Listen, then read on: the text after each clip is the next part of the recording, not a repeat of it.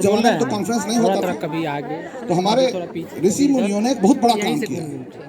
उन्होंने सभी इवेंट को नंबर 1 आध्यात्मिक बना दिया है और सभी इवेंट को एक उत्सव बना दिया है। कैसे जमा होते वहाँ पर, कौन लेटर जाता कि भाई आप लोग आइए, कॉन्फ्रेंस हो रहा है, इंटरनेशनल कॉन्फ्रेंस है। तो उन लोगों ने क्या कर दिया कि एक प्रयाग में कुंभ होगा, संक्रांति के दिन कुंभ होगा। अब कुंभ होगा, आप जाइए स्नान कीजिए। स्नान करने की परंपरा, और जितने भी लोग हैं साधु संत अभी सभी लोग आए हुए हैं और सभी लोग एक दूसरे की संस्कृति को जानना, एक दूसरे के विचारों को जानना, एक दूसरे का जो रिसर्च है उसको पहचानना, इसी से प्रसार हुआ है। पूरा हमारी संस्कृति का प्रसार हुआ है, हमारे धर्म का प्रसार हुआ है, सनातन धर्म का। एक देखिएगा, आपके साथ एक बहुत बड़ी चीज़ जुड़ी हुई है इसके साथ। आप भी अभी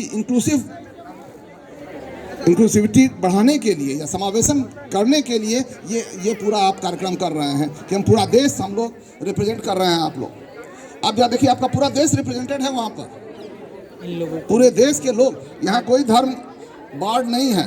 कुछ लोग कह रहे थे कि मुस्लिम को नहीं जान देंगे, मुझे लगता है कि ये एक बहुत बड़ी मूर्खता है। यहाँ कोई धर्म बाढ़ नहीं है, यहाँ कोई जाति बाढ़ नहीं है, ये सभी के लिए है। और किसी को आना है जाकर के बात कीजिए, देखिए सभी तरह के धर्म के लोग जाएंगे, सभी तरह के, इसमें कोई जाति बाढ़ नहीं है। लोग कहते हैं कि भारत में जातियों को, विभिन्न जातियों को जाने नहीं दिया गया धार्मिक अनुसंधान में। अभी तो दिखा दीजिए किसी को रोका गया हो। किसी भी इस तरह के अनुष्ठान में, न छठ में रोका जाता है, न कार्तिक स्नान में रोका जाता है, न गांधी में कहीं नहीं रोका जाता। सिर्फ मंदिरों में कुछ कारण से रुका था, मैं अभी फिर उस पर नहीं जाऊंगा। लेकिन ये जो कुंभ है, यह एक बहुत बड़ा अवसर है यह दिखाने का। ये विश्व का सबसे बड़ा कन्वेंशन है। इतना बड़ा समूह कभी भी जमा नहीं होता है पूरे विश्व में। भी करोड़ों आदमी आज डुबकी लगा रहा होगा, आज से कल तक लगाएगा सब। तो कमाल का काम है, इतने लोगों को मैनेज करना, इन लोगों को रखना, इतने लोगों को दिखाना। पूरी दुनिया की नज़र इसी पर है, कैसे लोग कर रहे हैं। यह सनातन धर्म की बहुत बड़ी विजय है, यह हमारी संस्कृति की बहुत बड़ी विजय है। यह हमारे, और ये देखिएगा, इसी ने हमारी संस्कृति को बचा करके रखा है। इसलिए एक और बात जो कि मैं आपके समक्ष बता देना चाहता हूँ, अंतिम बात, कि अभी आपको लग रहा है कि स्नान करना क्यों ये है। आप ये सोचिए, आज से 2000 साल पहले लोग नहाते नहीं हैं, ठंडा में नहाते थे। तो ये इन लोगों ऋषि मुनियों ने नदी में जा करके नहाना कहा कि हम जाते हैं, हमारे पीछे पीछे तुम आना। This is leading from the front. नहाना, देखिए रोज नहाने की प्रक्रिया, आप कभी सोचे हैं कि क्यों कहा गया कि पूजा कीजिए, सुबह सुबह बिना नहाए हुए ना पूजा कीजिएगा।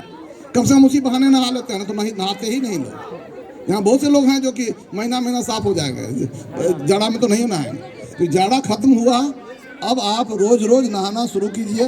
देखिएगा, इसके बाद आएगा एक और पर्व, वो आएगा 14 अप्रैल को। कौन सा पर्व? 14 अप्रैल को कौन सा पर्व होता है? बैसाखी। उसे बैसाखी कहते हैं, हम लोग के यहाँ जुड़ शीतल कहते हैं। वो पर्व पानी का पर्व होता है। उस रोज पानी से पूरे देश, पूरा घाट बाट, घर पौधा पक्षी सबको पानी पिलाया जाता है। उस रोज से पानी की शुरुआत होती है। आज से नहाने की शुरुआत कम से कम जरूर कर दीजिएगा जो लोग ना किए होंगे, ताकि ये कर दीजिए। इस तरह से लोगों ने ब्रश करना सिखाया है, दातून करना सिखाया है। ये सब प्रक्रिया है। नहाना कौन सिखाया होगा? ये सब सिखाने की प्रक्रिया थी। ऋषि मुनियों ने यही काम किया। ये सभी उसी प्रोसेस का एक काम है, जिससे कि हमारा समाज का निर्माण होता है। समाज, ये पढ़ाई का तरीका है, यह अनौपचारिक पढ़ाई का तरीका है। हम लोग, आप लोग, ये किसी क्लास में तो हम ना पढ़ाते हैं कैसे नहाया जाए। तो यह अनौपचारिक तरीका है जिससे कि हम लोग सिखाते हैं। देखिएगा, एक तो कार्तिक स्नान होता था यहाँ सिमरिया घाट में। जाइएगा, 1 महीना तक लोग इसके गंगा के किनारे रह करके कार्तिक से, कोई माघ में जाता है, कोई कार्तिक में जाता था। तो 1 महीना रहता था वहाँ पर सिमरिया के इसमें। तो ये सभी हमारी जो परंपराएं हैं, जैसा इसका अध्ययन कीजिए और सिखाइए। मैं आपको अनुरोध करूंगा, एक किताब है जो जरूर पढ़ लीजिए, वो धर्मशास्त्र का इतिहास, 5 वॉल्यूम में है। अगर लाइब्रेरी में नहीं है तो मंगा लीजिएगा। और मंगा कर जरूर पढ़िए उसको, और उसमें आपको बहुत सारी जानकारियाँ इस सब के संबंध में मिल जाएंगी। मैं बहुत दिनों से इस पर नहीं पढ़ा हूँ कुंभ पर वैसे, लेकिन कुंभ पर भी उसमें सभी उस किताब पर भारत रत्न मिला है विष्णु पांडुरंग काने को। पीवी काने नाम था, बहुत बड़े विद्वान हुए हैं, 5 वॉल्यूम में उन्होंने लिखी है, करीब 2000-3000 पेज की किताब होगी वो बहुत ही अच्छी किताब है, आप लोग जरूर पढ़िए। और आप सबों को मकर की बहुत बहुत शुभकामनाएं। देखिएगा, मकर से ही एक और बात बता दूं आपको, हमारा कोई भी ऐसा त्यौहार नहीं है जिसमें कोई खाना हम इंट्रोड्यूस ना करते हैं। होली में अलग खाना है हमारा, जितिया में अलग खाना है हम लोग को, इसमें अलग खाना है। अभी आएगा ये क्या नाम है, सरस्वती पूजा, अभी तो चूड़ा दही और तिल चलेगा, और जब ये आएगा तब बेर और केसौर चलेगा जो सरस्वती पूजा में। होली आएगा तो होली में तो फिर अपना ही, तो होली में तो पकवान ही है पूरा। तो ये खाना हम लोगों ने अपने उत्सव के साथ साथ खाना अध्यात्म से लेकर के भौतिकता तक सभी को मिला करके अद्भुत लर्निंग ओकेजन्स लोगों ने बनाया है।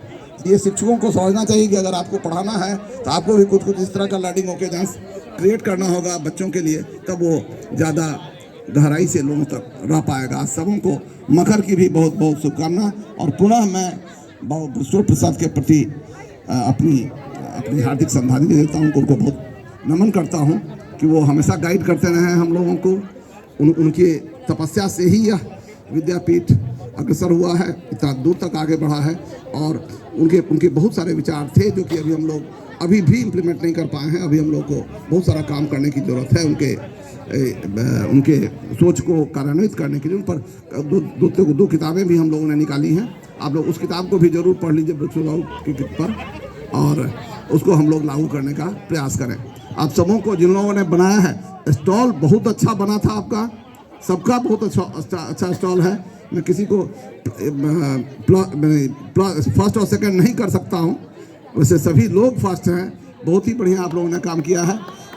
आपको इसको और भी सोचना चाहिए हम कि कैसे इस जो समावेशन की प्रक्रिया है, एक आपको बात बताएं, अगर इतनी संस्कृतियों का ये नहीं रहता तो बहुत खाना तो हम देख ही नहीं पाते। अरे हम लोग मुर्गा से लेकर के मुर्ग मसल्लम से लेकर के इधर वेजिटेरियन, एक बात बता दूं आपको, वेजिटेरियन जितना खाना हम लोग के देश में है दुनिया में कहीं नहीं है। बहुत आपको तो दाल मिलेगा ही नहीं, कई कंट्री में चले जाइएगा दाल नहीं मिलेगा। दाल हम ही लोग क्या होता है, तो दाल बेस्ड सारी चीज़ें आप लोग दही भल्ला और दही कचौड़ी ये बना रहे थे, ये कहीं ना मिलने वाला है। और ये जाइएगा, ये अब तो साउथ इंडियन, अब क्या हो गया है, जितनी हमारे डिशेज हैं वर्ल्ड के सभी सिटी में अब लोग ले जाने लगे हैं और बनाने लगे हैं और काफ़ी इंजॉय करने लगे हैं। इसलिए ये बहुत बड़ा हम लोग का अवसर है, हमारे देश का सौभाग्य है कि इतने विविधता वाले लोग हैं यहाँ पर। और आप सबके लिए एक और बात कहना चाहूँगा कि ये सभी अपॉर्चुनिटी है हम लोगों को एंटरप्रेन्योरशिप डेवलप करने के लिए। अभी हम लोगों ने ट्रेनिंग प्रोग्राम किया था जिसमें यही सिखाया है। औरंगाबाद की पूरी टीम आई हुई थी, 30 आदमियों की टीम थी, जिसको हम लोगों ने सिखाया है कैसे दही बड़ा, इडली, डोसा और जो बिवरेज जो है, जो शरबत वगैरह है, कैसे सर्व किया जाएगा, कैसे बनाया जाएगा, कैसे दुकान चलाया जाएगा, उसका कैसा कहाँ से लोन होगा, ये सारा। अभी जो चाय बना रहे थे आप लोग, नॉर्थ ईस्ट की चाय मैं नहीं देख रहा हूँ इधर बिक रहा है कहीं। अगर कोई आदमी बेचना चाहे तो अच्छा अवसर है कि वो आप उस तरह की चाय, उस तरह की चीज़ें जो कि यहाँ नहीं बिकती हैं, उसको आप उसका दुकान अगर खोलिएगा तो ज़रूर। यहाँ पर मछली भात की दुकान नहीं है, नहीं यहाँ नहीं, मतलब आप मछली भात पहले पूरे राज्य में कहीं भी जाते, बस स्टैंड पर उतरते ना तो मछली भात मिलता था। आजकल मछली भात का दुकान खत्म हो गया, वो नहीं दिखता है। इसके बदले मुर्गा आ गया है, मुर्गा भात चलने लगा और मछली भात गायब हो गया। जो मछली हमारा है और मुर्गा तो बाहर से आया। लेकिन अभी भी बहुत अवसर है कि हम लोग इस सभी फूड को, अभी बहुत सारा फूड आप लोगों को इसमें बहुत सारा कॉमन दिख रहा होगा। एक बार हम लोगों ने ये करवाया था जिसमें कि जो विलुप्त होते हुए फूड है, मड़ुआ बेस्ड फूड, मड़ुआ का हलवा ना खाया हुएगा।